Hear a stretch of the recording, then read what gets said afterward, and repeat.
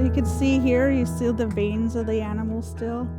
You can see this animal's story and life through its veins here, eh? All here. My name is Heather Spence-Botelho. I was born and raised in Churchill. My family's been in the Churchill area, the surrounding Churchill area, for many years. Pre-contact to Hudson's Bay Company on my Cree and Dene side, and then of course when the Hudson's Bay Company came into this area.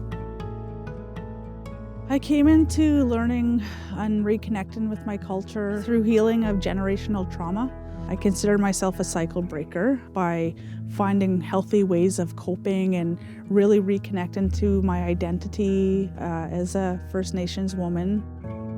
And that's what I do for the betterment of me and my family. I want my daughters to have a fair shake at life without that intergenerational trauma. I seen my mom go through some really hard, difficult times, being born and raised down at the flats here in Churchill, and what she went through in her life and what made it difficult for her to, raise daughters and a son without the guidance and the lost traditions that she lost, both her generation and my granny's generation.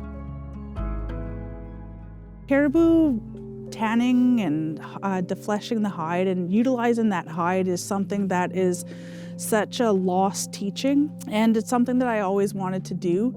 And once I, brought that first hide home, my mom's like, "Oh, your great granny used to do this." I'm like, "Oh, here we go, we learned something new." So my mom was able to sit there and tell me how my great granny did it.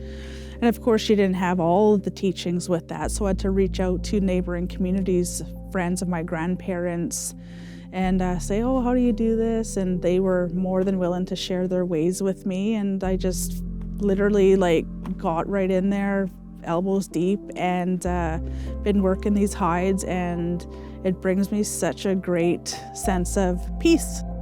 It's the best mind medicine. I will definitely share my teachings. I am very thankful to those who guided me throughout my life at a young age, who took me out of this community and took me down to ceremony, took me down to powwows, took that time. And I didn't realize it then, but being a mother now and an aunt to many, I realize how important that was, of those women who took me out of the community when it wasn't accepted.